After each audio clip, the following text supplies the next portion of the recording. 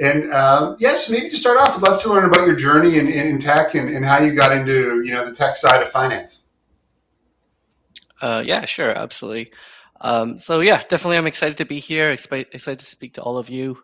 In terms of how I got started, really, I knew that at a very young age I wanted to be in some sort of computing. I was very lucky that my dad was actually a network engineer, and so he got me set up when I was younger with a very old computer. It was actually with a black and white TV. It was an Apple II, and I got access to that, and I started typing pretty much as you know ever since I could walk. And by the time I hit like around grade 5, I was building websites. I was quite interested in video games and all the different things you can do around networking and video games at that at that age. And so I knew that I was going to do something in computers. But I think when you're younger, you don't really know what a career in computers actually looks like. Hmm. And so I applied to the University of Waterloo in computer science, and that's actually where I did my undergrad. And fortunately, they had this really great co-op program, of which I actually saw someone. I think there's a Waterloo coordinator here um, from there, which I have recruited from previously. So yeah, I was able to go and work in various different companies. Some of them financial companies, some of them engineering companies. I also got some global experience across places like New York and California and London. So all of these were really great experiences, and it really helped me understand what a career in computers actually meant.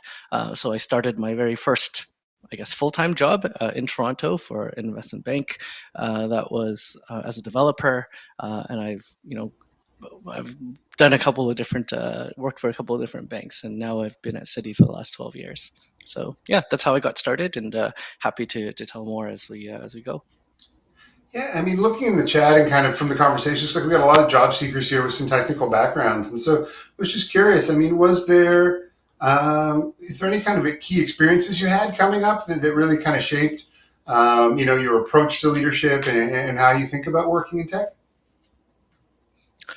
Yeah, sure. So there's many, right? There's really, Okay. I've been here in the industry for about 18 years now, and so there's a lot of different experiences that have shaped my career. However, I could probably name a couple, and I think some of you might resonate with this. The first one is just having just a really great mentor or a really great manager. I think that that really makes all the difference in terms of a really great manager is someone that you can learn from, not only technically, but also provide very good feedback, especially around areas that you might be blind to or gaps that you need to work on that will help you get to the next level. And so, yeah, I think that for me, that was a really key area, right? Because I'm able to observe and look at, how that manager operated, but also Hmm. they would they would spend time with me, and that manager doesn't necessarily have to be in the same location, doesn't have to be necessarily, even on the same team. But someone who just is aware and that you can ping ideas off of and really give you feedback on how to go about things the right way. Another one I would say is especially in software development.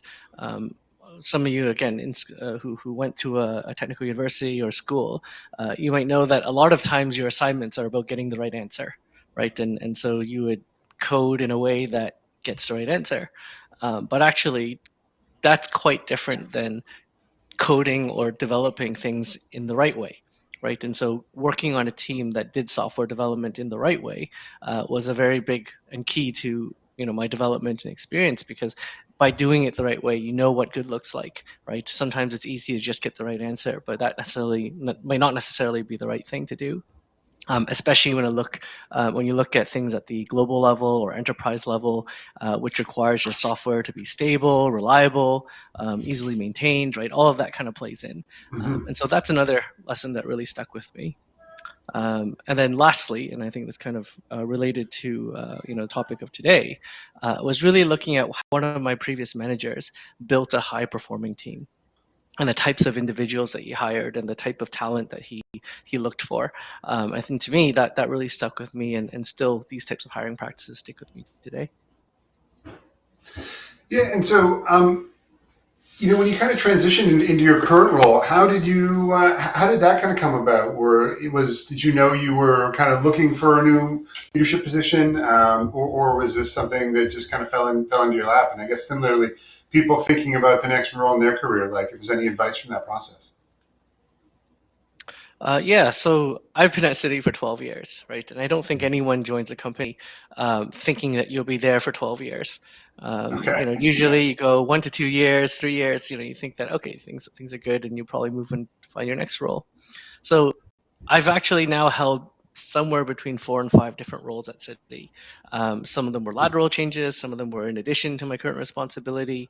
And in terms of, you asked about motivation, right? Like for me, it's that thirst of learning, right? You just kind of want to, always kind of be on the path of developing yourself. And as with many technologists, right, and a lot of times you probably won't be in technology if you didn't like change. I just enjoy taking on new challenges, and so when there's an opportunity that comes up to be a part of a different team, get engaged in different technology, try to close some of the gaps and areas that I have, then those are areas that I said yes to, and as a result was able to expand my role and responsibilities, just to really take on a new set of challenges. Hmm. I really looked at it as an opportunity for me to apply the knowledge I gained from my previous role, and then pick up new things as well. So to me, that's kind of the way I looked at it. As you mentioned, some of the advice I would give individuals. The opportunity doesn't always present itself. I was lucky that it did at Citi, right? But obviously, I do really believe in this whole. You kind of have to be good to be lucky, and what that means Hmm. is like you're prepared, like you've learned you've learned what you needed to learn in order for you to be successful in that new role. And so really just like that thirst for knowledge, that constant learning will really help with you progressing into that next role. Yeah, I see there's questions in the chat, and it's definitely one of the things I was wondering. Like, how is it different working in at the intersection of finance and technology versus just in tech? Beyond kind of regulatory scrutiny, et cetera, or kind of team size. I guess. Like, is there any kind of unique nuance that you find particularly enjoy? Yeah, I think there's a couple of different things, and it's really hard to generalize because finance, technology, and even like just being in tech could mean so many different things, and even different companies, and even within the same company, you'll probably have very different experiences. So I can only really speak to the areas that I've experienced. I would say that one of the areas that finance is different than just generic tech, right, is that you generally have an opportunity to work in a very global scale. Especially when it comes to these large enterprisey corporate type environments. I Mm-hmm. think another thing, like you said, you touched on it a little bit. You said regulatory. There is obviously quite a bit more scrutiny, and so if I were to compare, like big tech, like let's say Google, right? Like if the search Yeah. engine stops working, right, what would you do, right? You'd probably go to another search engine. You'd probably like go in coffee and wait for Google to get back online. But if, say, a financial payment for $1 trillion didn't go through, then you probably wouldn't be having a coffee. You'd probably be like stressing out about what's going on, figuring out what the systems are. And so I think that there are some innate differences. Mm-hmm. I think a lot of tech right now is very focused on e-commerce and web, although again this is just a generalization, whereas financial technology could be anything from regulatory requirements, enriching data feeds, infrastructure, payments, moving markets, right? I mean, there's certainly just a huge plethora of things that you can really kind of fit into that category. So that's just an insight. But like I said, it is quite hard to generalize. And I think that not every tech company is the same, just like not every financial company is going to be the same as well. Um, and just a couple questions. Like, what's it? What was the nebula? Sorry, what was the genesis of building a lab here in Toronto? Yes. So first of all, I just want to clarify, right? Because I think that some people use the word lab quite to describe, innovation happening in a certain area, right? I actually Mm-hmm. don't really like the word lab because Okay. really innovation can happen anywhere, right? Innovation can happen at home, in the office, in your bed. Really, like ideas could really come from anything. So when we say lab in Toronto, right? I just want to be clear, like this. this was actually in a response to solve another problem in Toronto. And of course, a lot of you, I see from a lot of you are from Toronto, uh, that the commute in Toronto is not particularly great. And our office being mainly in Mississauga, which we have a sizable office, about 3,000 people, just isn't going to attract the next 3,000 people that we want to build out there, just Mhm. due to commuting and so forth.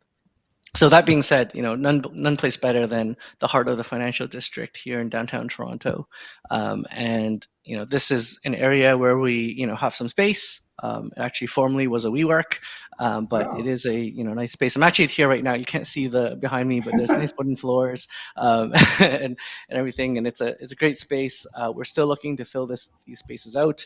We probably were a little bit behind in that, just mainly because of the pandemic and some of the different some of the different things that are happening in the company at the moment, but we're certainly committed to continue to build out our presence here.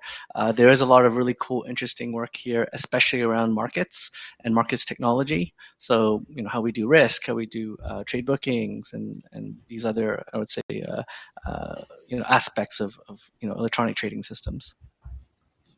And so, to that point, I guess, like, particularly, what kind of roles are you hiring for? And, what kind of roles are you seeing like a lot of interest for in the market, just to help kind of guide some of our audience members? Yeah, I mean, to be honest, right now is still a very good time to be in tech, right? I think Mhm. even though there has been a scaling back of hiring from the, like, say, pandemic, I would say that there's still a very, very high demand for good technologists. In terms of roles, certainly your traditional roles like being a developer, a business analyst, a QA person, right, support, right, these roles still exist and are still very much very much sought after, especially in the Mhm. various different companies. But also we're seeing a whole bunch of new type of roles, right? And of course, like, I wouldn't say super new, but your data scientists, your data validation, you've got a whole bunch of, I would say, dashboarding type technology that people are interested in, and of course the generative AI aspect, right, which is Yeah. quite transformative within the world, and there's just so much that could really be utilized. And I think one of the areas I always kind of liken it to is when I was younger. I remember I used to, before Google came along, and I guess I'm dating myself, but before there was a great search engine like Google, um, there was only like Yahoo and, like, I don't know, Alta Vista and Web Crawler and these other I terrible mean, search yeah, there's engines. Gopher before that, if you remember that. I think that was, Yeah, and so one of exactly, right. And so at the time, right, a lot of times my friends would ask me, "Oh, can you find something for me?" And it was just because I was able to utilize those crappy tools in the way that, oh, actually works, right. And I kind of liken that to generative AI now, right. There's prompt engineers, people who are good at getting the type of data that they need out of a chatbot, right. And I think that's Mhm. an area that is ongoing, and you can certainly train yourself in that space, right? Because it's going to require people with the right skill set to be able to get AI to do what you want it to do. So those types of roles are definitely on the rise as well. Just some questions in the chat because we got a bunch of them so far. FinTech was famous for during the pandemic for adopting a much more rapid rate of deployment of digitization than some other industries. With like a rapid move to remote work, etc. And like, how has that stuff evolved since? Have teams slowed down a little bit, or is there still kind of this commitment to remote? I guess those are two separate questions, but we'd love to kind of hear. Having been at Citi for 12 years, how things are settling out after the pandemic. Yeah, certainly. So yeah, I think there's two questions there. The first was kind of how we changed the way we operate during the pandemic, right? And Mhm. so one of the one example was that we had to get we were helping the U.S. government distribute some of the incentives for the different companies to hire employees, and I forgot the exact name for now, but basically we wanted to provide the infrastructure for them, right? And so in a very short amount of time, right, in order to get the federal government to be able to send out these and provide these financial benefits to different companies, we had to kind of set up that infrastructure. And so that's an example of something that we had to pull together in weeks, if not a month, in order to be able to really distribute all these basically the cash that the government wants to all these different to all these, and these Mhm. types of projects in the past would have taken 3 months, 6 months, potentially even a year. But just given the short time frames, we were the ones chosen because we were able to deliver it faster, and be able to provide that sort of benefit to corporates. Similarly, I think I see a question around digital banking, right? Same thing where it increased because of the worries about the pandemic. It definitely increased electronification. We saw a lot more customers willing to adopt a more e-commerce or e-type model, Mhm. and those have largely stuck. Right, even here in Toronto, right. I remember in order to buy a house, you used to have to go and meet in person and sign all the various different documents in person, and all the legal people, the real estate agents have all adopted digital signatures, right? And so these are things that are great and actually have really moved the needle. Um, and I do think that banking continues to evolve at this pace. There's going to be certain areas that are going to be faster, and then there's going to be certain areas that are still very custom, still very hands-on. But certainly, technology plays a huge part in all of that. And so I was wondering, if you have any tips or experiences from people that you'd like to share who are kind of making maybe a transition either from college or university or from a more startup oriented background to working in like kind of a larger organization's tech team. Are there some kind of key things that they might think about needing to be successful? Or yeah, well, we can start there. Okay.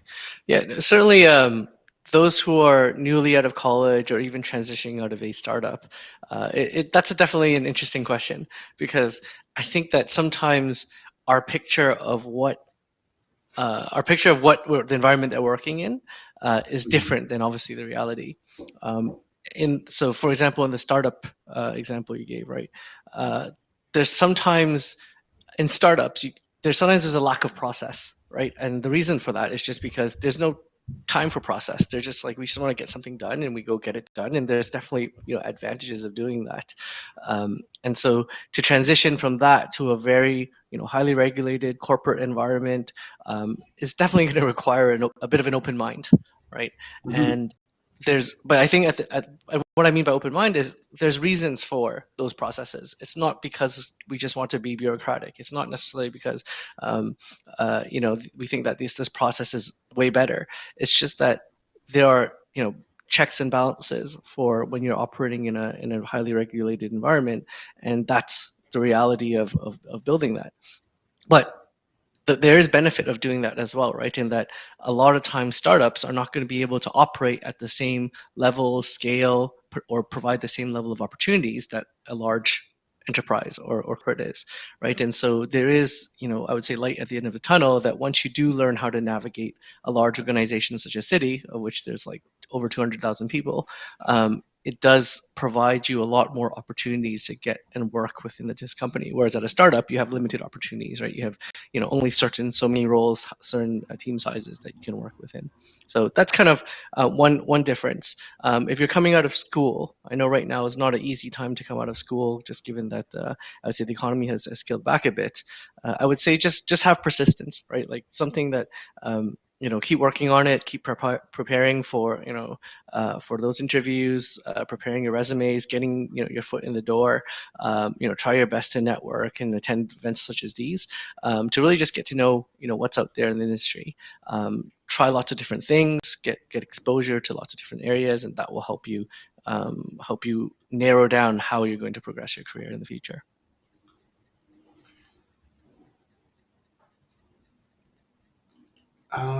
No, thank you so much for that. I think that's a really good answer and it's kind of helpful. Is there kind of certain skills or attributes? I know you mentioned you kind of try everything. Like one thing particularly I'm wondering is, maybe fluency with some of the Gen AI tools or like side hustles or side projects or portfolios or things like that. I mean, are those signals that you would look for when considering individuals for roles?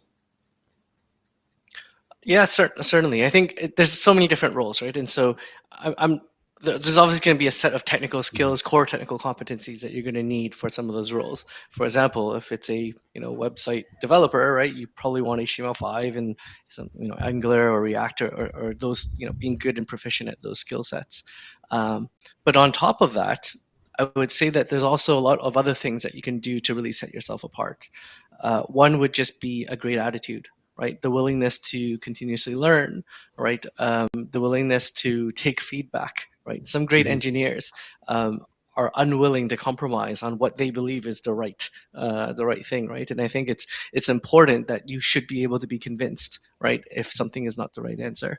And so that's another area. Staying up to date, right? Doing lots of reading, strong communication skills, right? Collaboration and teamwork, another one that is really sometimes underlooked. I can say that when I'm hiring, right, I don't always look at the smartest person in the room, but also I look at how they fit within the team, whether there's someone who can take feedback and can Mhm. come up with their own ideas. um, other areas, organizational skills. As you become more senior, you're going to be responsible to take on more, right? And so being able to prioritize, stay up to date on emails, have a system that allows you to follow up on all the different things, right? These are definitely areas that would help being successful in a role. So time management, right? I mentioned prioritization. So yeah, these would be some of the other non-core skills that you would need. And I can tell you that, like, I really value someone who's like reliable, right? If you give Yeah. some give them something that you let them there, they're going to get there on time and you don't have to worry about it. Like, that is actually a really, really good skill set to have, and it doesn't require any special. You don't have to go to school for it, right? It just allows you to, as long as you have a system that can stay on top of things. I feel like that's quite helpful as well. Yeah, and I think you're a really interesting kind of flip side of that is just knowing how much to take on when you get started somewhere.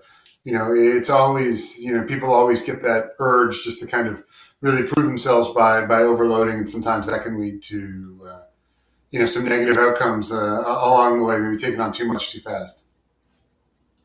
Yeah, absolutely. So, look, thank you so much. We're going to wrap up now, but just for everyone who kind of knows, in the post-event email we'll be sending out, there'll be a link to the job postings available at Citi, as well as information kind of on their roles and corporate information that you might want to consider if you're thinking about joining the team there. We featured them in our newsletter in the past as well, so all that's kind of on our website. And Ian, thanks for a lot of these really helpful tips and tricks.